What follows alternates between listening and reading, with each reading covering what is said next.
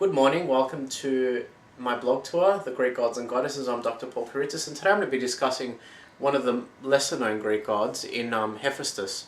Hephaestus was the Olympian god of fire and the artisanal crafts, particularly metallurgy, which involved the smelting and pouring of metals into casts under searing temperatures. His relation to fire also connected him to lava and to volcanic eruptions. Two of his major epithets, Chalkios, which means coppersmith, and Krutotechnes, which means divine or renowned artificer, basically link the god with the aforementioned traits. Surprisingly, his most striking characteristic related to his anatomy. Hephaestus was born lame and ugly. This is somewhat unprecedented given that the Olympian immortals were all supernal beings of the highest order, free from any imperfections or blemishes of any kind.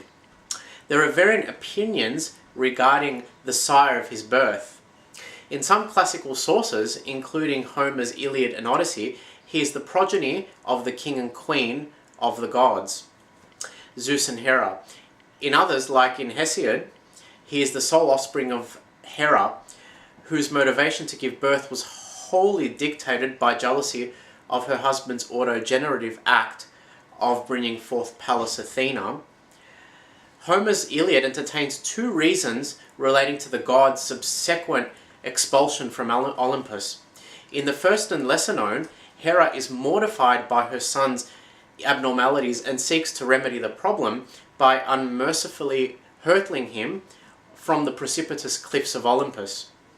A second and more commonly acknowledged version, which is far more respectable and forgiving towards the otherwise unbecoming personage of Hera, renders Hephaestus on the receiving end of Zeus's fury for attempting to interfere in a marital quarrel and defend his own mother.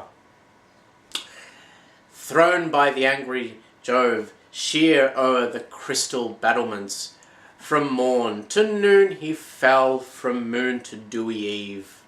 A summer's day, and with the settled sun, dropped from the zenith like a falling star on Lemnos, the Aegean Isle.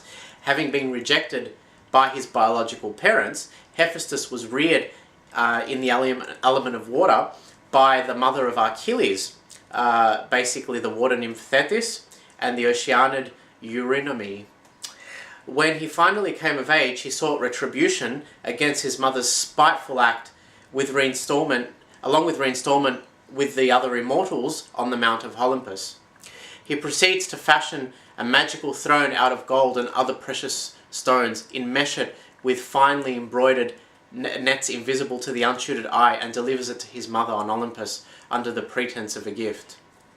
Blind to her son's conspiracy, Hera accepts the gift, foolhardily, one might add, and becomes entangled as a result.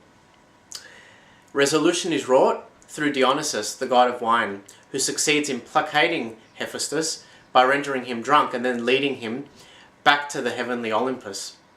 Mother and son eventually reconcile, if only because the latter receives a gift he can't refuse, a bride in Aphrodite over here, the goddess of love and beauty.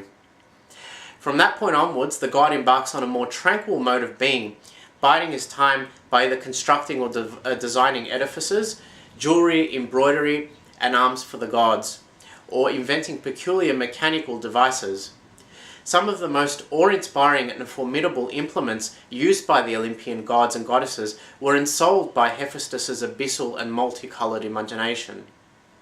These include, but are not exclusive to, the grand Olympian palace, Helios's gilded chariot, Hermes's winged petarsos and helmet, the girdle of Aphrodite, Eris's bow and arrows, as well as the weaponry of famous Trojan heroes like Achilles and Heracles.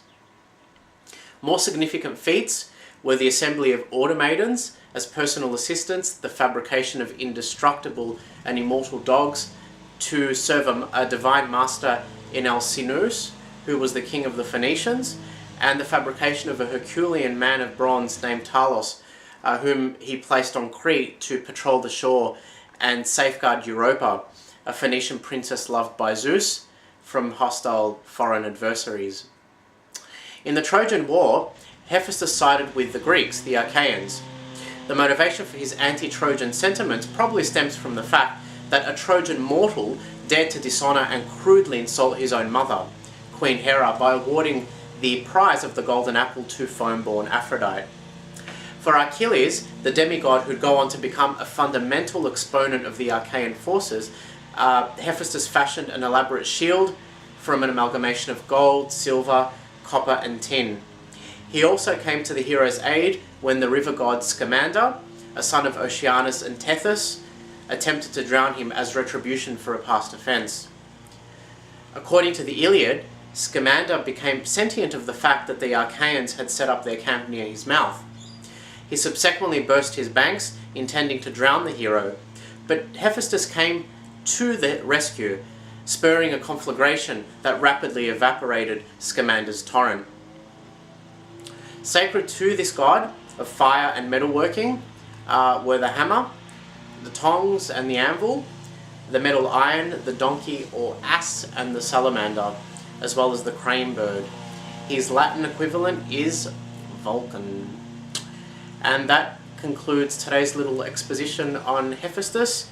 We will continue next with a small little excerpt on Hestia. I will see you then.